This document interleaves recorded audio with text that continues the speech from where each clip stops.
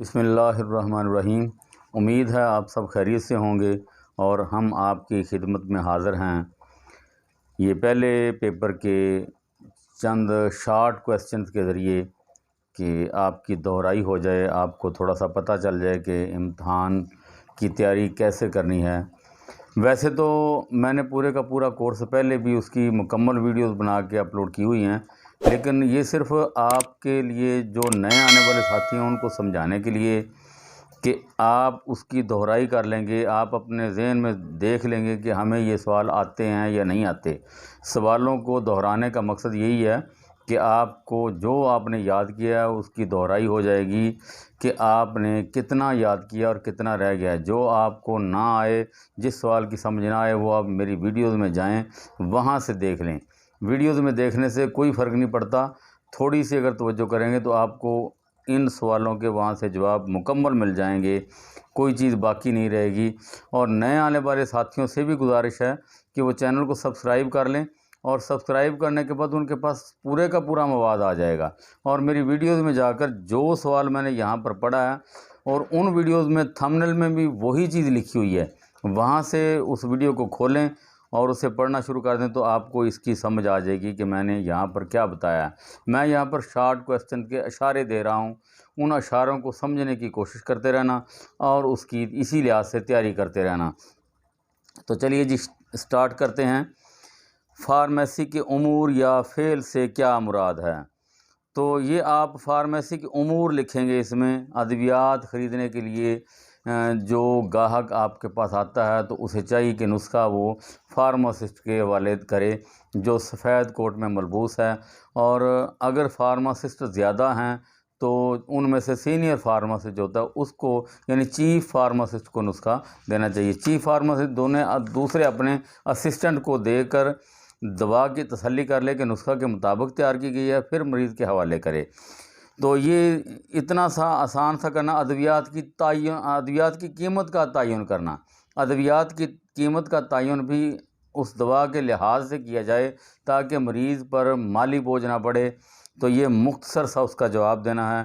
اسی طرح لیبلنگ اور پیکنگ کرنا، لیبلنگ اور پیکنگ نہایت خوش نما ہونی چاہیے، دیکھنے میں خوبصورت ہو، آنکھوں کو بھلی لگے، اور دوا کی جو شیشی ہے یا شربت ہے یا کوئی گولیوں کی ڈبی ہے یا کوئی یعنی محلول ہے تو وہ دیکھنے میں بھلا لگے گا تو مریض پینے کے لیے بھی تیار ہو جائے گا۔ اگر اس کی شکل بری ہوگی تو وہ پینے کو دل نہیں کرے گا۔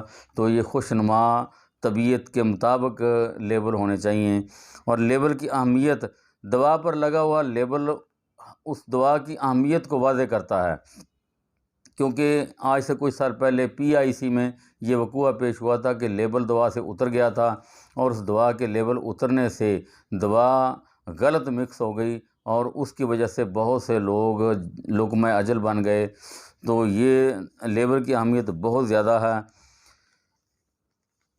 تو اسی طرح نسخہ کو محفوظ کرنے کی اہمیت، یہ پاکستان میں ڈرگ ایکٹ 1976 اور پنجاب ڈرگ رولز 2007 کے تحت مختلف نشہ آور ادویات، ممنوعہ ادویات کی خرید و فروخت کا ریکارڈ رکھنا ضروری ہے۔ یعنی آپ کے پاس اسٹاک رجسٹر جو ہے اس میں لکھنا ضروری ہے، اور ایک فارمیسی میں ماسٹر رجسٹر بھی ہوتا ہے، جو دوا آپ کاؤنٹر پر خود تیار کرتے ہیں ڈاکٹر کے نسخہ کے مطابق، اس کو بھی اس کا بیچ نمبر بھی لکھنا ہوتا ہے، اس دوا کو اس نسخہ میں محفوظ کرنا ہوتا ہے۔ اصل نسخہ محفوظ کرنا، آج کل تو سہولتیں بہت زیادہ ہیں، آپ کے پاس موبائل بھی ہیں، اس میں بھی کمپیوٹر میں بھی نسخہ محفوظ کیا جا سکتا ہے، یا اس نسخہ کی فوٹو کاپی کروا کے خود رکھ لیں یا فوٹو کاپی مریض کو دے دیں تاکہ جب بھی وہ آئے تو اس کا نسخہ نکال کر آپ کو اس کو دوا دینا آسان ہو جائے۔ تو نسخہ کی فائل تیار کرنا، نسخہ کی فائلیں تیار ہوتی ہیں، یعنی ہر ایک ڈاکٹر کا یا ہر شہر کے حساب سے فائلیں تیار ہوں، نسخہ آئے اس میں لگا کے رکھ دیں تاکہ تلاش کرنا آسان ہو جائے۔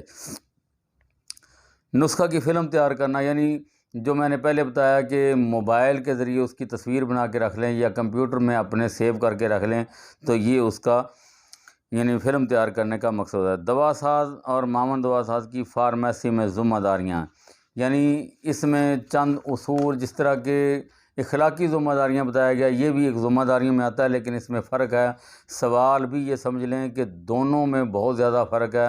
ایک اخلاقی ذمہ داریاں ہیں جو قانونی پہلو بتاتی ہیں، اور ایک اپنے فارماسسٹ کی فارمیسی میں ذمہ داریاں ہیں کہ وہ آئے اور صفائی کا خیال رکھے، سٹاک سلوشن جو روزانہ کی بنیاد پر تیار کرے، ممنوع ادویات کو کنٹرول میں رکھے، ہم اپنے اسقاط حمل کی ادویات کو بھی اپنے کنٹرول میں رکھے، زہریلی ادویات کو لاک والی الماریوں میں رکھے، نسخہ جات کو اپنے کنٹرول میں رکھے۔ یہی اس کا یعنی خرید و فروخت کی ذمہ داری بھی فارماسسٹ کی ہوتی ہے۔ یہ چند چیزیں ہیں جو اس کی ذمہ داری ہیں۔ اسی طرح جو نیئر ایکسپائری ہے وہ الماری میں شیلف میں آگے رکھے، نہیں آنے والی ادویات پیچھے رکھے، وارنٹی کم از کم 3 سال تک محفوظ رکھے۔ تو وارنٹی کے لازمی اجزاء جو ان پر بھی نظر رکھے، کمپنی کا نام، دوا کا نام، بیچ نمبر اور وارنٹر کا پتہ اور اس کے دستخط وغیرہ، یہ چیزیں لازمی ہیں، ان پر توجہ لازمی دے، کیونکہ یہ فارماسسٹ کی اہم ذمہ داریوں میں سے ہے۔ تو آگے ہے جی عمل کشیر سے کیا مراد ہے؟ اس میں عمل تقطیر بھی ہے اور عمل تبخیر بھی ہے۔ تو پہلے ہم عمل تقطیر کے بارے میں سمجھتے ہیں کہ عمل تقطیر میں تقطیر برتن ہوتا ہے، آلہ تکثیف ہوتا ہے، وصول کنندہ ہوتا ہے، اور اس کا ایک پروسیس ہے جو سادہ عمل تقطیر کے ذریعے کیا جاتا ہے، جو آپ نے پہلے بھی یہ سوال سنا ہوا، پڑھا بھی ہوگا کہ کسی خام مال کو کسی سراہی میں یا جو برتن ہوتا ہے، تقطیر برتن جسے کہتے ہیں، اس میں ڈالا جاتا ہے، اس کے نیچے سٹوو جلایا جاتا ہے، جب وہ گرم ہونا شروع ہوتا ہے تو بھاپ بن کر دوا اڑتی ہے، اوپر اس کے تھرمامیٹر لگا ہوتا ہے کہ کتنے درجہ حرارت تک اس کو گرم کیا جانا چاہیے، ساتھ ہی کنڈنسر لگا ہوتا ہے جس میں سے دوا ٹھنڈا ہوتی ہے، اور ٹھنڈا ہونے کے بعد وہ مائع شکل میں آ جاتی ہے، اور پھر تقطیر برتن میں اسے اعلی تکثیف میں ڈال دیا جاتا ہے اور دوا حاصل ہو جاتی ہے۔ یہ سادہ عمل تقطیر ہے۔ اسی طرح جزوی تقطیر بھی ہے، پھر اس کا بھی آپ جواب تلاش کریں گے، جزوی تقطیر کیا ہے، پھر بھاپ سے تقطیر، خلائی تقطیر اور تخریبی تقطیر، یہ چند اصول ہیں عمل تقطیر کے، ان پر عمل کرنا ہے۔ اسی طرح عمل تبخیر آ جاتا ہے، یعنی کسی چیز کو کسی چیز میں کھلے برتن میں ڈال کر نیچے اس کے آگ جلائی جاتی ہے، جب وہ دوا کوئی چیز گرم ہوتی ہے تو وہ جو پانی یا کوئی ایسی چیزیں ہیں وہ بھاپ بن کر اڑ جاتی ہے، جو ہمیں چیز چاہیے وہ نیچے بیٹھ جاتی ہے۔ فرض کر لیجئے کہ چائے میں سے ہم نے کیفین نکالنی ہے، تو چائے کی پتی پانی میں ڈال دی، اور اس میں سے جو بھاپ بن کے اڑتی ہے اس کو بھاپ کو سنبھال کے رکھ لیا، اور پھر جو نیچے مادہ بچ جاتا ہے، فضول مادہ، اسے پھینک دیتے ہیں، اور پانی میں جو کیفین چلی گئی ہے پھر اس کو عمل تبخیر کے ذریعے پانی ہوا میں بخارات بن کے اڑ جاتا ہے، نیچے ایکسٹریکٹ بچ جاتا ہے، وہی آپ کی کیفین ہے۔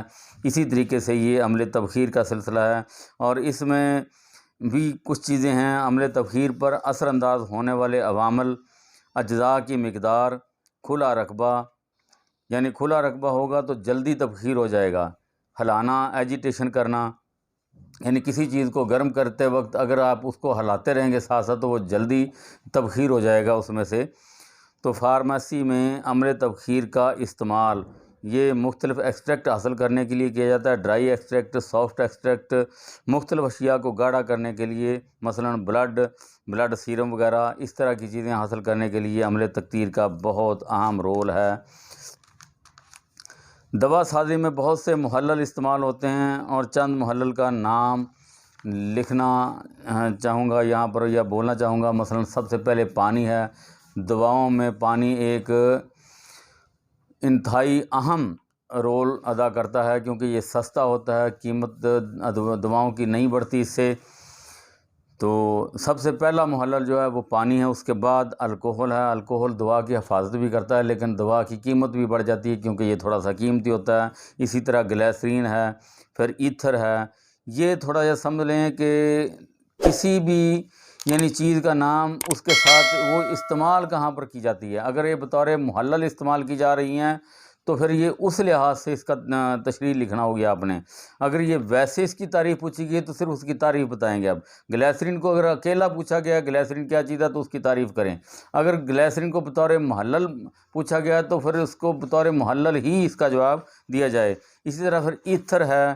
ایتھر کے بعد کلوروفارم ہے، ایسیٹک ایسڈ ہے، ایسیٹون ہے، پروپائلین گلائکول ہے، ایتھائل اولیٹ ہے اور ہلکا پٹرولیم ہے، متفرق محلل اس کے علاوہ بھی ہیں۔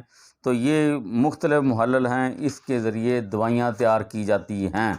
تو آج تک اتنا ہی کافی ہے، انشاءاللہ کل سے آپ کو اگلے سوالوں کے بارے میں بتایا جائے گا۔ والسلام۔